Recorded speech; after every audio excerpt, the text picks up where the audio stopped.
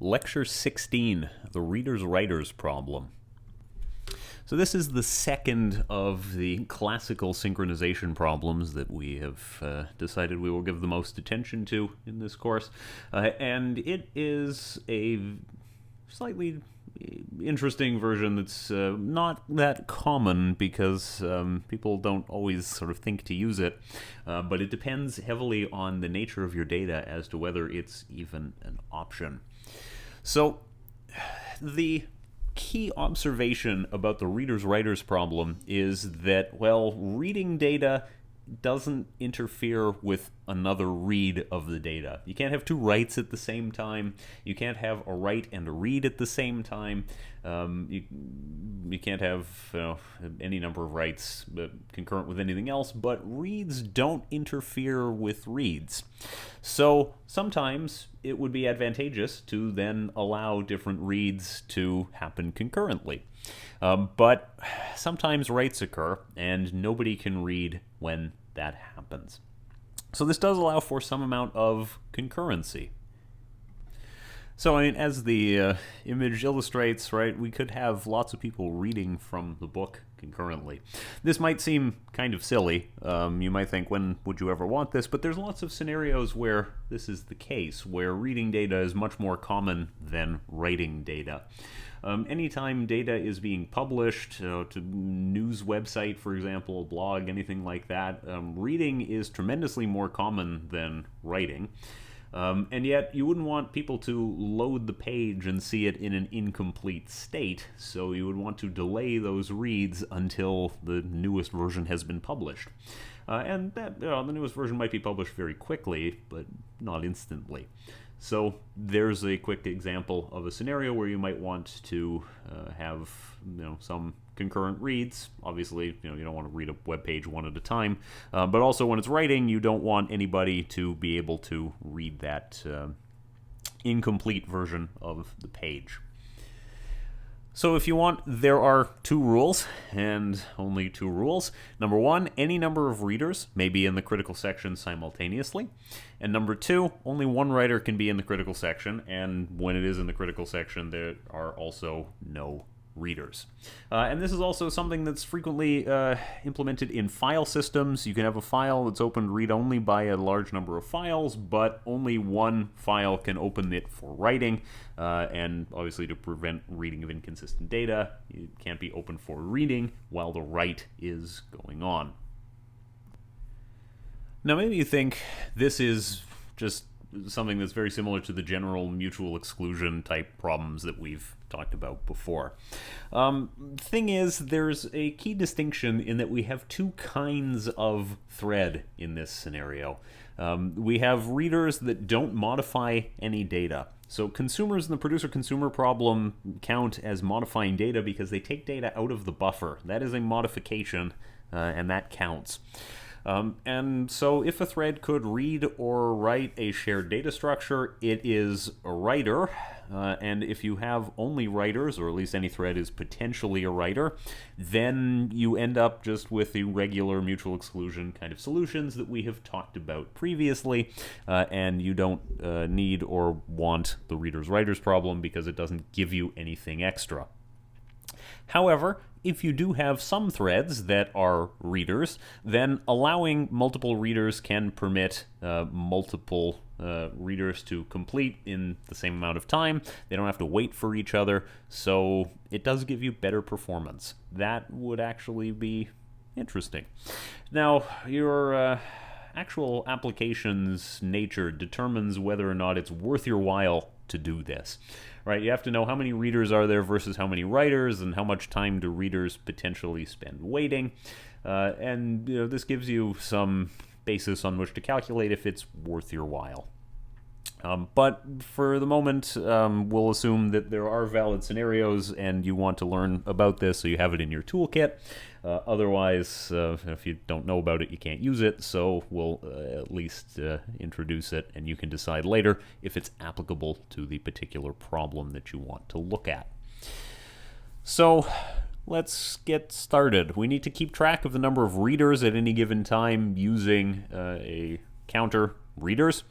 And we we'll of course have this updated by different threads, so we need a way of protecting this variable from concurrent modification, so we'll have a semaphore mutex that we're going to use to protect that, or just a mutex type.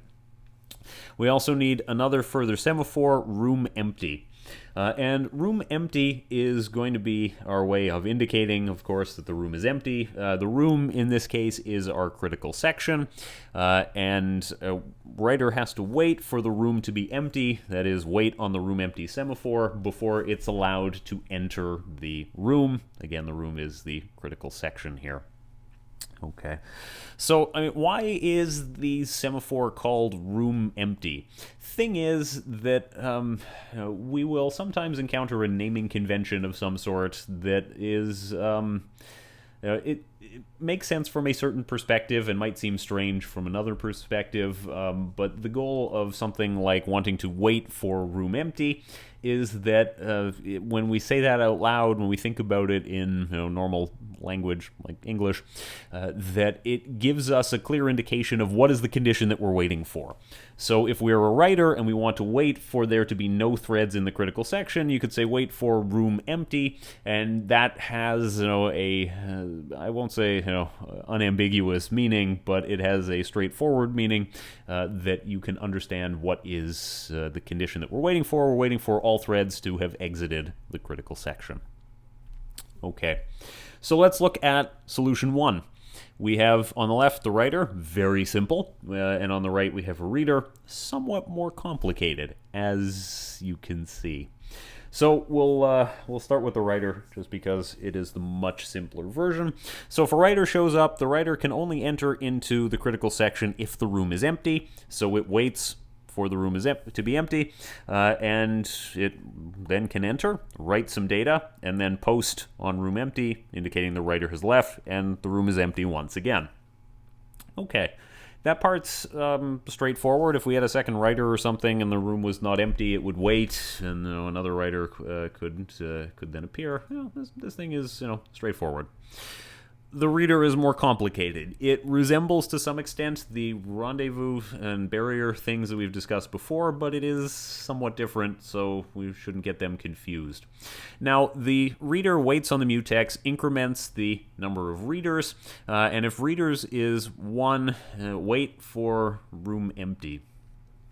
Okay, if we're not the first reader, then we'll skip over that. Post on the mutex, read some data. When we're done reading, wait. Again, on the mutex, decrement the number of readers. If readers is now 0, we'll post on room empty, indicating that the room is empty, and then we will exit here from the critical section here with post mutex.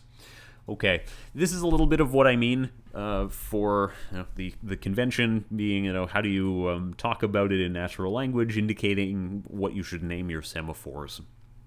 Okay, so if we are the first reader, we get to the statement on line 4 that says wait for room to be empty. If the room is currently empty, we proceed immediately, but we have, to some extent, locked the room, which would prevent a writer from entering.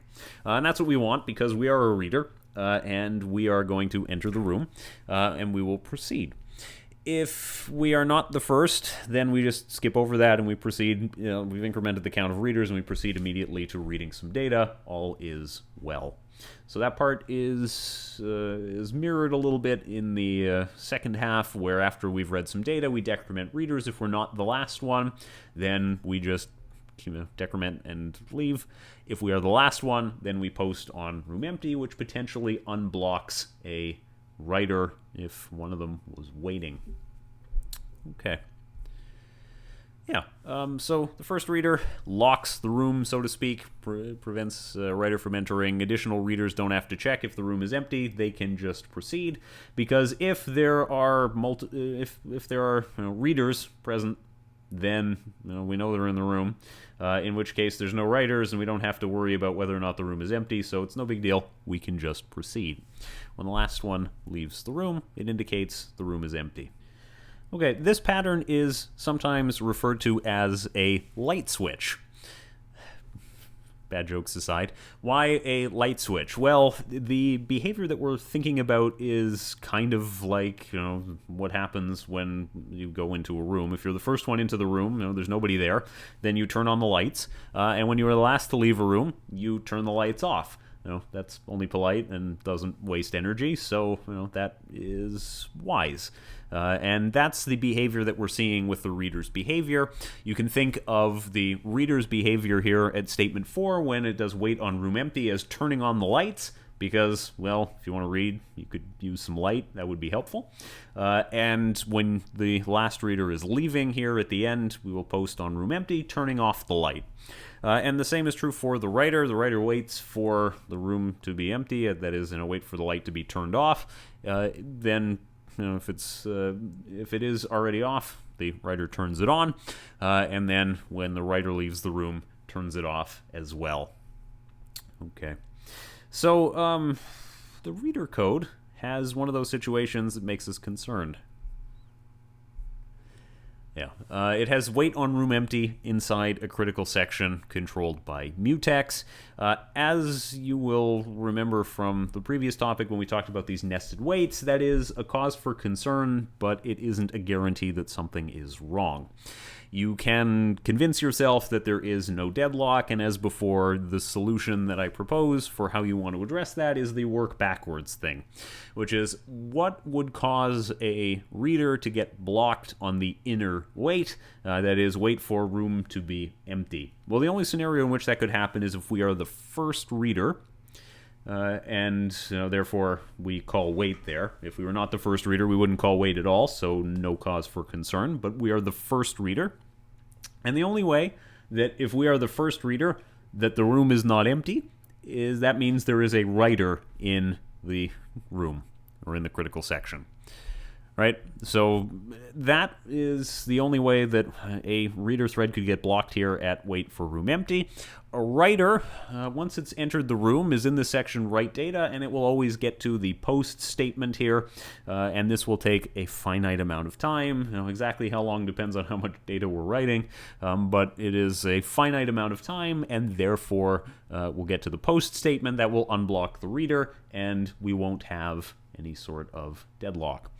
You can also ask, is it possible for writers to get stuck? Well, if a writer is blocked here at the wait room empty statement, again, there's one of two ways that it could be waiting. One is it's waiting for another writer. If it's waiting for another writer, then it can enter here and leave after that writer has finished. Again, takes a finite amount of time. And if it's waiting for readers, then when the last reader leaves the room, it calls post on room empty and allows the writer to continue. So the writer won't get stuck, so there won't be a deadlock. However, there is another kind of problem. It's not a deadlock, but it is similar that we need to be concerned about. And suppose that some readers are in the room and a writer arrives. Fine. The writer will wait until all the readers have left the room, and of course, when each of the readers is finished, it exits as it should. In the meantime, while those reads were taking place, more readers arrive and enter the room. Even though each reader is in the room for only a finite amount of time, it could occur that there is never a moment when the room has no readers in it.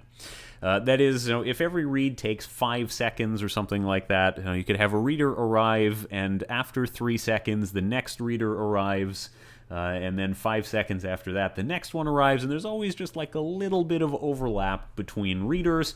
Every reader finishes in 5 seconds, but there is never a gap where there are no readers. That's an undesirable situation, because, of course, the writer never gets a chance under this scenario.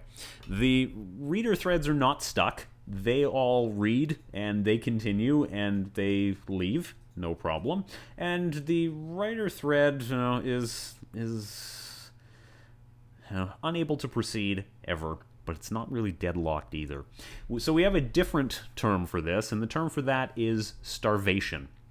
And starvation is basically what happens when a thread never gets a chance to run. That is to say that the system is sufficiently unfair that a thread doesn't ever do its job. as you will recall, we had a number of criteria that we wanted for a desirable mutual exclusion situation, and that means it must not be possible for a thread to be delayed indefinitely. And so previously I said, well, that means just no deadlock, because it means they don't all get stuck. But now we know, actually, that that's not the only thing we should worry about. This problem is just as bad as deadlock. You could say that if a starvation scenario is possible in your program, it means that this solution is not okay and we can't use it. We have to go back to our design and come up with a better design that does not have the possibility of starvation, even though starvation might be unlikely. So what we're going to need to do is improve our solution such that writers can no longer starve.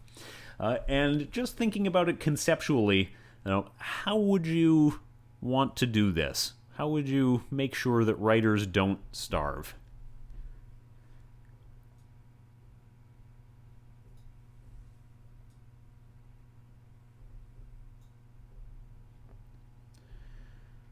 Okay, it may have occurred to you that fundamentally starvation is unfair in that a writer thread arrives at 4 o'clock, let's say, and other threads that arrive after it get to go ahead of it in line. Now maybe that gives you an indication of the concept that we would like to solve here, which is that we could reduce this problem by, being more fair, in that readers that arrive after the writer should have to wait and let the writer have a turn. So that's our conceptual approach to the solution. When a writer arrives, any readers that are currently in their critical section are permitted to finish their read. It would not be productive to cancel them or restart them or anything like that. You wouldn't want that. And the second part of that is that no new readers should be allowed to start reading. So anybody who's currently in progress is allowed to finish. Anybody who has not yet started will have to wait until the writer has had a chance. And so now the number of readers that is allowed to enter this section is finite. It's however many were there when the writer showed up. So if there were 10 readers in the section at the time, those 10 can continue. If it was 1, then it's 1. If it was 0, then the writer gets a turn immediately, doesn't have to wait for any of the readers to finish. But if there are some, we wait for them to finish. Very good. The writer does eventually get a turn because the readers do take a finite amount of time, and then the writer can proceed. When the writer is done, then readers that were waiting are allowed to enter, and they can now read the updated value.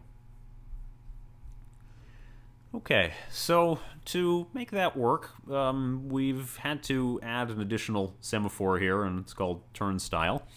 And we're going to combine effectively our barrier a little bit with our ReadersWriters solution. So we'll start again with the writer code because it is simpler.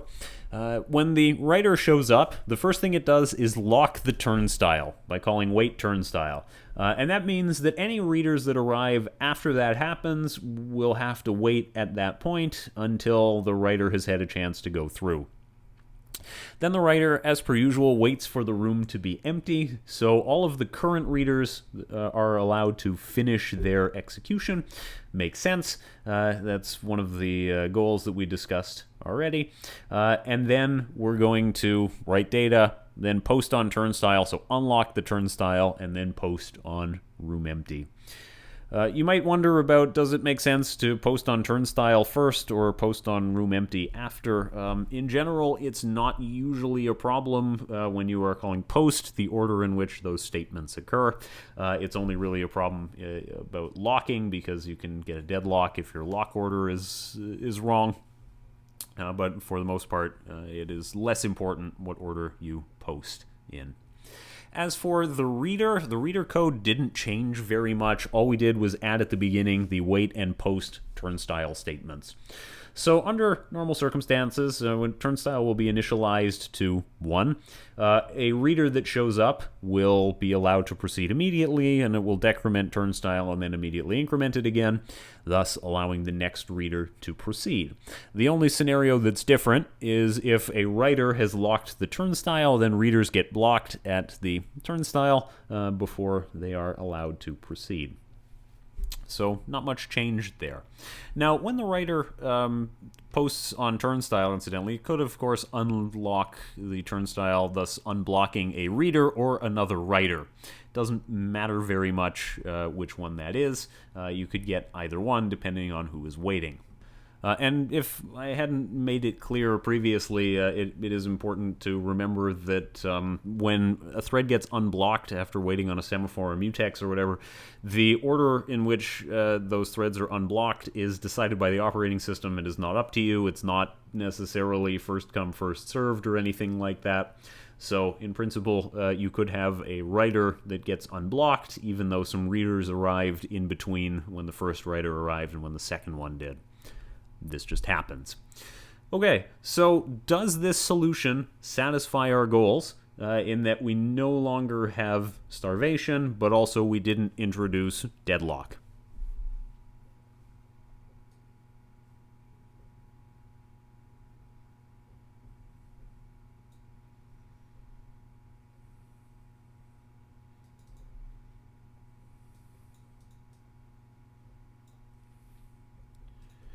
Okay, so starvation really had only one scenario that we were concerned about, and we found a way to address it. Writers and readers will eventually get a turn, and that's addressed, and we should be easily able to convince ourselves that that is not the case. As for deadlock, we already covered deadlock. The addition of the turnstile for the reader didn't change the calculus here. The only thing that's new to assess that we might be concerned about is wait on turnstile followed by wait on room empty. Once again, we'll go through the logic of that well, the only way we get blocked on room empty is if either some readers are in the room or another writer is in the room. Whichever one of those it is, we will eventually get unblocked, so that didn't change too much versus what we had before, but the nested waits should give you a little bit of concern, and you should think about it. So yeah, as long as we can reason that this is not a problem, then we can say yes, the solution is acceptable. Now, one of the things that's noteworthy about this is that while it prevents writers from starving, it doesn't give writers priority. You might actually want that. When a writer exits from the critical section, it posts on turnstile and it unblocks some other thread, whether that is a reader or writer, depends. If it unblocks a reader, it is possible, of course, that a whole bunch of readers will enter before the next writer is unblocked and the turnstile is locked again. That may or may not be desirable depending on your application. Sometimes you really do want to make sure that readers are always getting the most up-to-date information, in which case you don't want to allow a writer to wait. For some applications, it doesn't matter.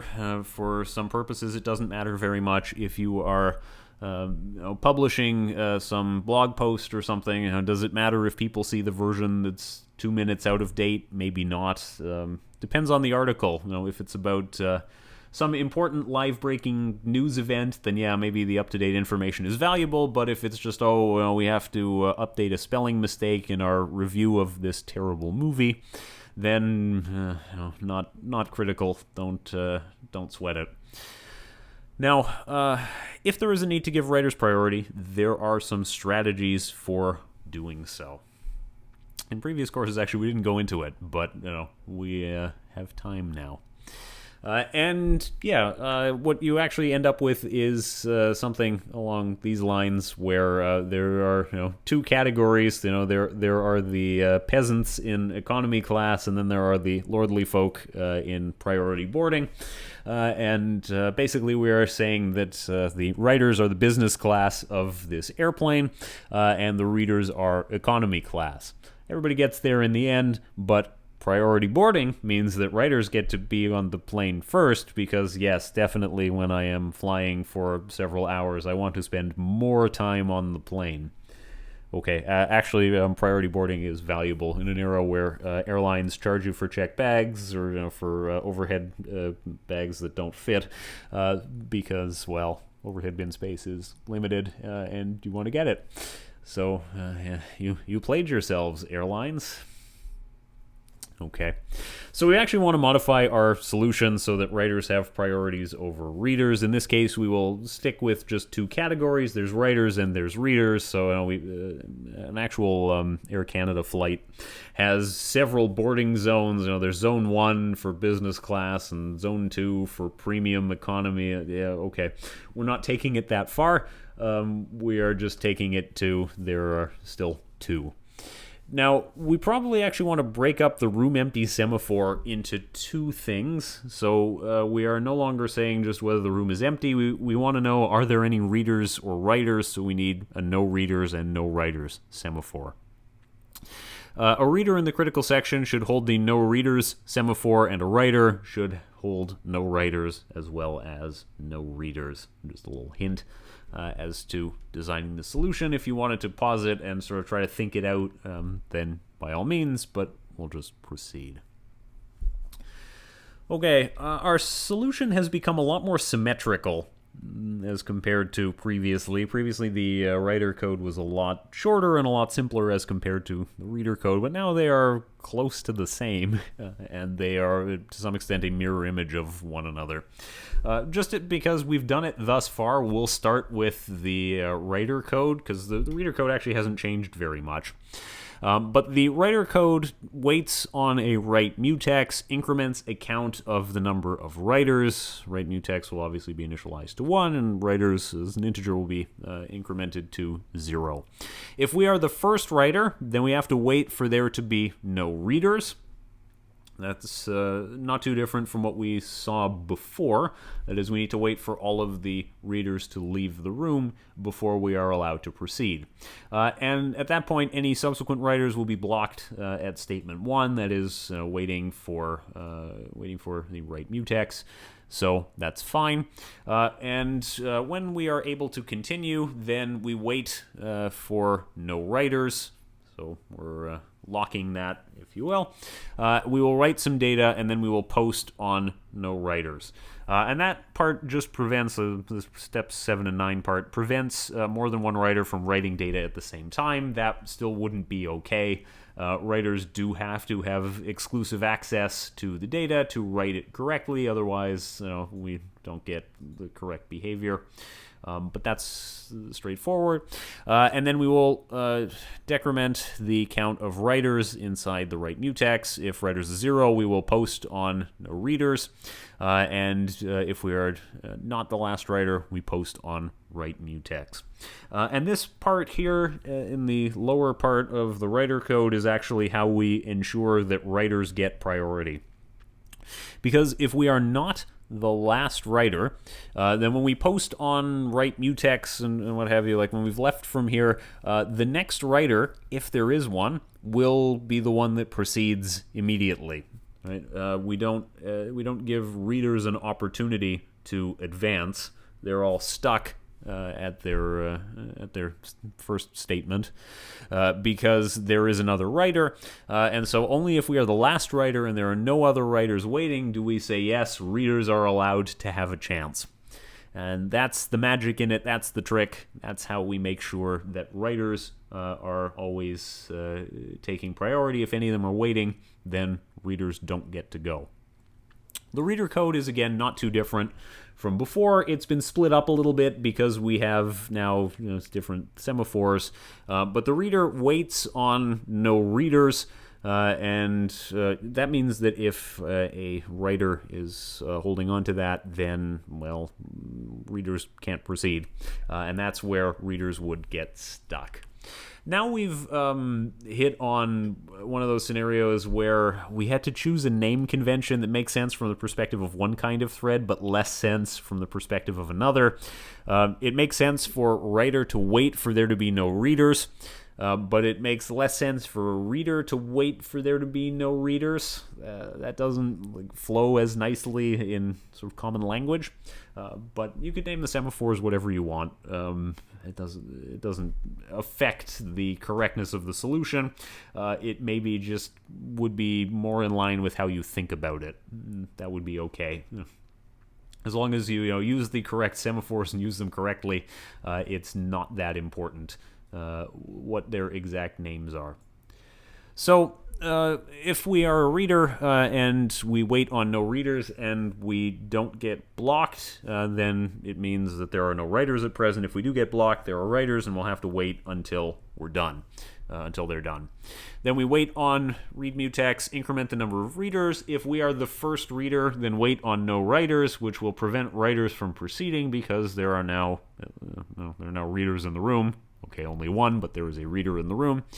Post on read mutex and post on no readers, which will then allow the next reader who was waiting to enter, if there is one. It could be, of course, that this post on no readers actually unblocks a writer, and the writer will say stop. No further readers are allowed to continue. That could happen as well. But we'll read some data. We will wait on the read mutex, decrement number of readers. If we are the last reader, then we can say, yep, we're done. Writers are allowed to proceed. And there we go. Yeah, the complexity increased quite a lot. The reader is not all that different from how it was before, and the writer is to some extent this mirror image. But this is complicated. And you'll see it doesn't get that much better when we actually go over to the code example. So yeah, using the pseudocode that we have, we can of course turn that into the reader's writer's behavior in a given program using only the semaphore and optionally mutex that we have already learned about. That's great. However, don't reinvent the wheel. In the pthread library, there are supports for the lock types of mutex and semaphore, but also reader-writers ones. And so we should use the specialized type because it will save you a tremendous amount of typing. And you'll see that when we get to actually looking at the code. You can see what the old way looks like versus the new way. So, to get there, though, I will first introduce the syntax for the ReadersWriters Lock types and everything that we need to know about how to use it.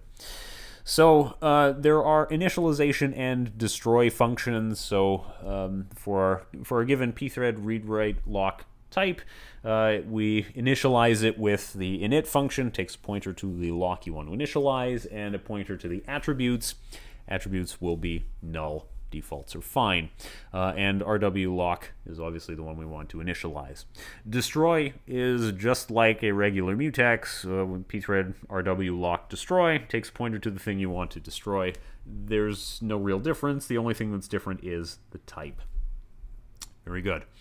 And then for locking, there are 4 lock functions. There's read lock, try read lock, write lock, try write lock.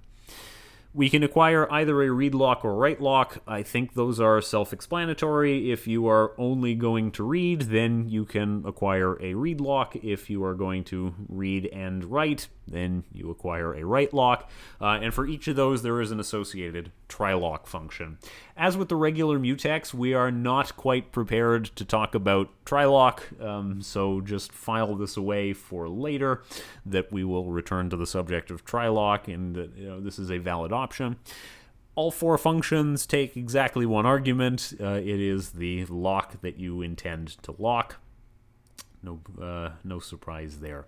In theory, the same thread can lock the same read-write lock multiple times with read lock, but you should remember to unlock it multiple times as well. It's not clear to me off the cuff when is a scenario where you would want that, but it is worth noting.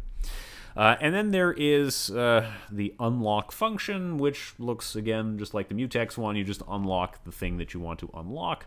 And one of the details about that that's noteworthy is you don't have to specify what kind of unlock you want to do, because that's known. When you pass in the lock, we know, the system knows which kind of lock you have. Analogous to when you open a file or you open a socket, both of those are closed with the close function call. Once you have it, it's easy to figure out what it is and how to clean it up. So, right, we don't have to specify what kind of unlock operation we're doing. As for whether readers or writers get priority, the specification says that this is implementation defined. And the specification says, as a goal, living the dream here, for threads that are of equal priority, a writer takes precedence over a reader. So you can get priority given to your writers by more or less giving them higher priority as far as their thread attributes are set, but your system may vary and it might choose not to respect that. So if you actually really truly needed the behavior where it says, yes, writers always have priority over a reader, then you might actually have to implement it yourself, and you can't use this type. That's no fun, but life is hard. That could happen. So why would you want this? Well, without the ReadersWriters Lock, this is the non-writer priority with risk of starvation version of the ReadersWriters Locks code. And I've given it, by not choosing the writer priority version and also not choosing to eliminate the starvation as a possibility, the best chance of winning the comparison. It does not. And so here we have our count for readers, we have a mutex, we have a semaphore. Our initialization function will set readers to 0, initialize the mutex, initialize the semaphore, again with an initial value of 1. And the cleanup function does destroy on both of those things.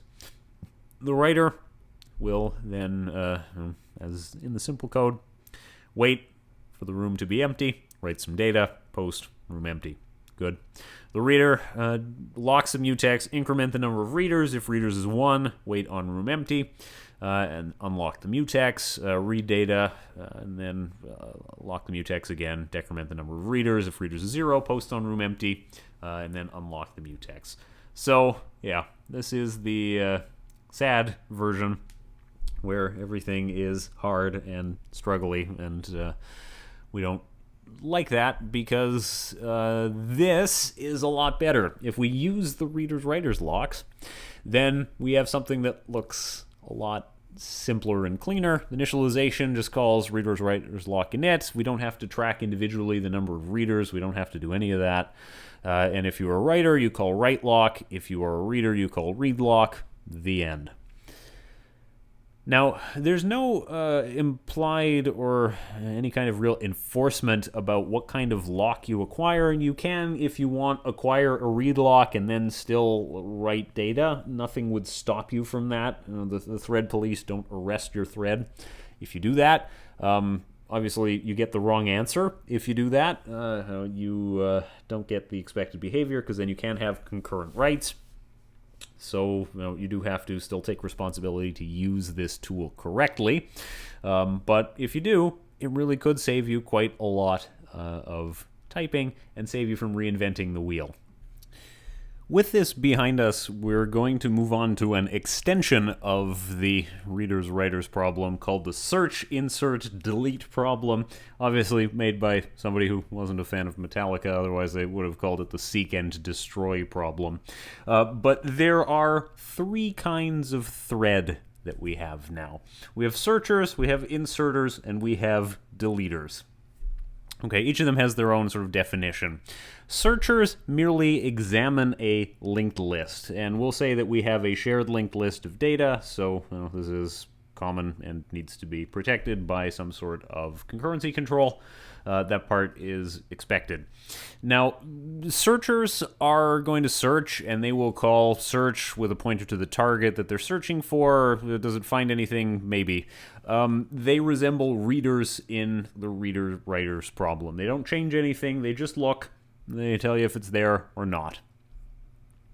Inserters add new items to the end of the list. Only one insertion can take place at a time.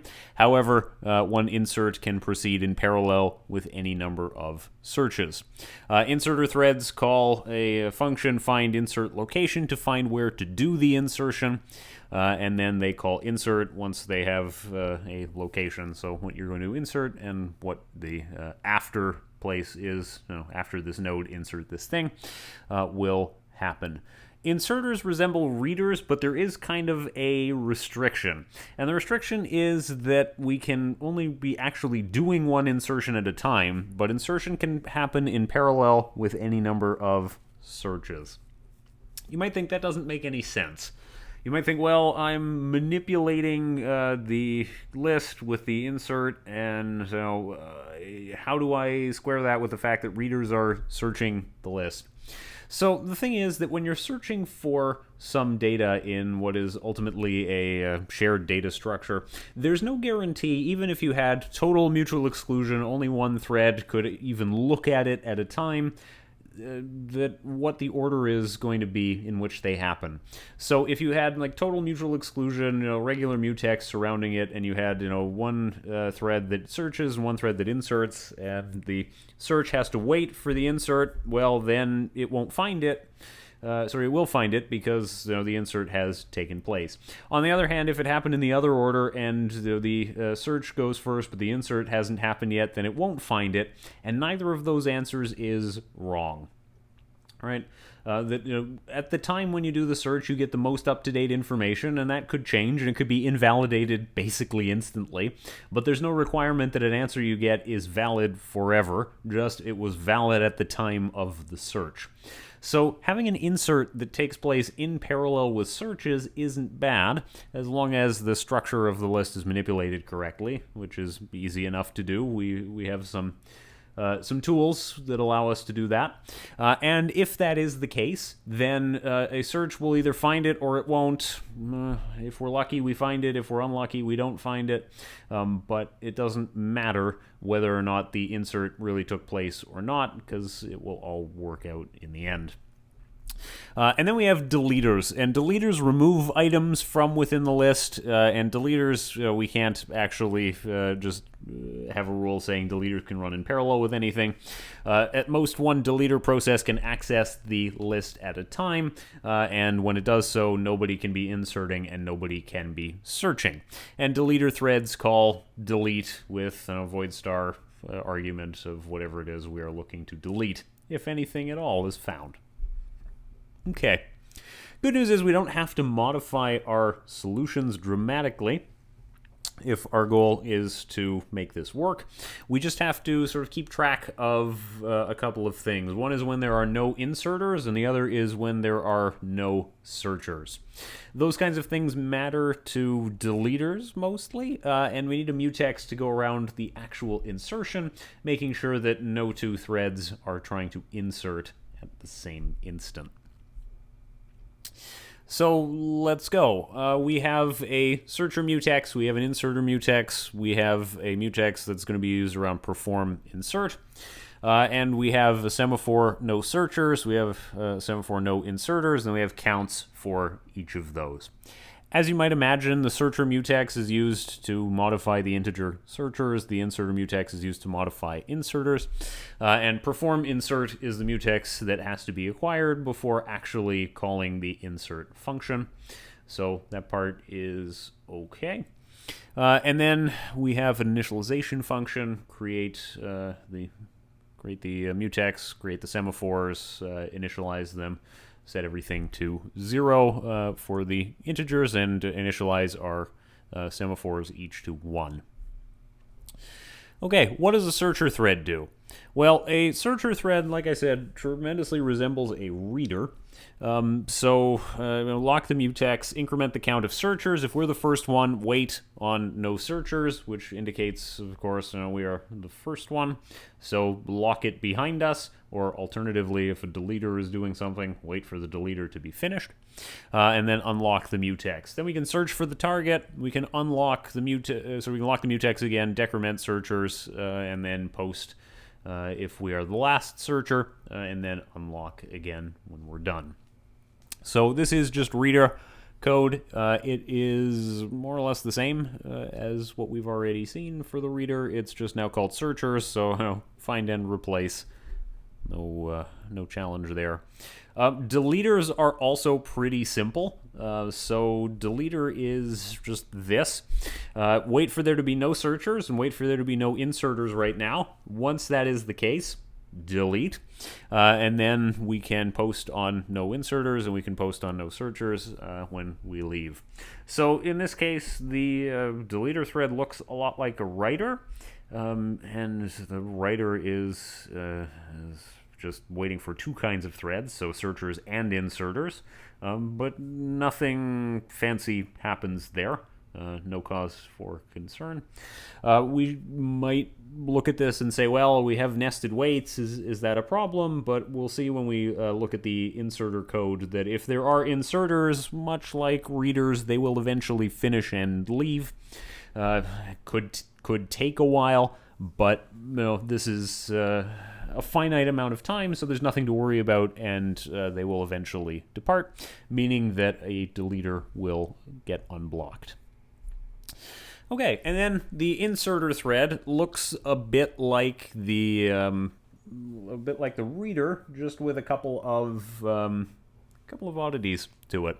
So lock a mutex, increment the number of inserters if we're the first one, then wait on no inserters, which would either wait for a deleter to be finished or tell deleters that they have to wait.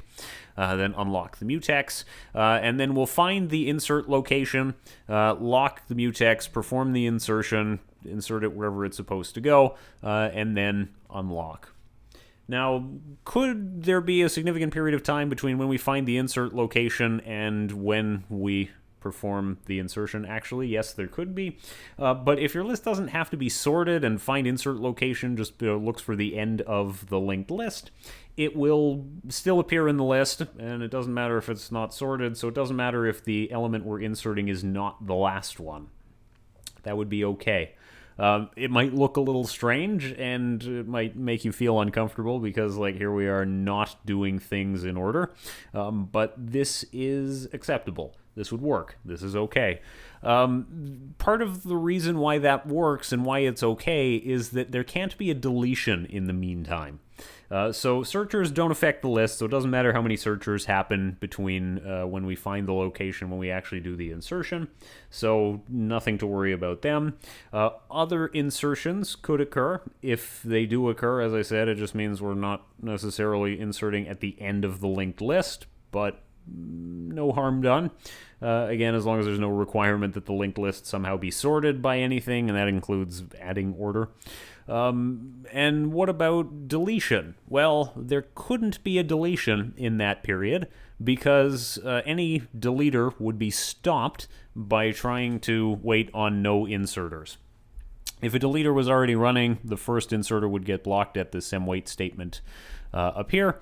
If there is a deleter that wants to run, but an inserter is already past this step, the deleter will be stuck. The deleter will wait until no inserters is true, and therefore no deletion could happen. And therefore the insert after will not be a node that has been deleted. That couldn't happen. And this is part of the trick as to how it works. Now, once we have actually successfully inserted the item into the list, unlock the mutex. As you could imagine, we actually do have to make sure that inserts only happen one at a time. If we are updating the next pointer of the given node, suppose two inserters choose the same insert location, then one of them would win and one of the nodes would get lost, and for that reason we can't have two concurrent insertions. But As long as we respect that rule, we'll be okay. And then when we're done with that, we lock the inserter mutex. We can decrement it, our count of inserters. If we're the last one, then post indicating that there are no inserters, which would again allow a deleter to run if one is waiting. And then we will unlock, and we're done. So, okay, the inserter, like I said, very much resembles a reader, just with this little extra bit in here where instead of just read, there's a little lock and insert and unlock, which is kind of novel. Otherwise, the deleter resembles a writer. It just has to wait for two kinds of other thread, and the searcher is pretty much exactly the same as a reader. So it's not that different of a variation, but it gives you an idea of how, when you have different threads with specialized jobs, it might make sense to adapt your concurrency control to allow those threads to perform their best under the circumstances. If we didn't do this, if we said, well, inserters are the same as writers, deleters and inserters are both writers, then potentially that is going to slow things down because while an insert is going on, searches can't happen. And similarly, we could only have one inserter doing any of it at a time. Maybe that's correct for your application. It should be noted that there were a couple of assumptions that make the inserter logic work the way it's supposed to work. And one of those assumptions is it doesn't matter in what order things are inserted in the list. All that matters is that they get there. That's not always a safe assumption. Frequently, you want your list to be sorted by something, in which case you do actually need to enforce your ordering.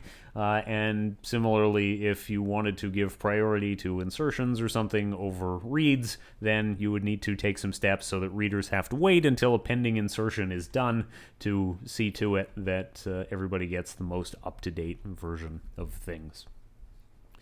Now, in a previous term, a student asked me this question, which is, could you implement this using the pthread ReadersWriters Lock type in spite of the fact that there are 3 different kinds of thread?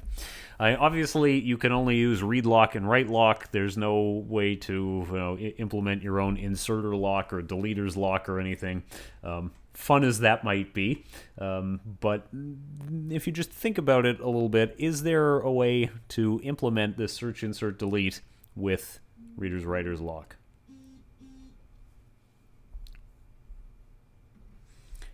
It is an interesting question, and we'll look over the inserter and the deleter and the searcher just a little bit while you think about it.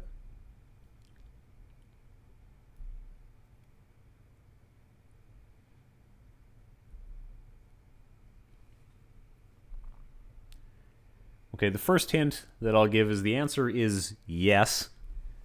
It is possible to do this. Then the question is how.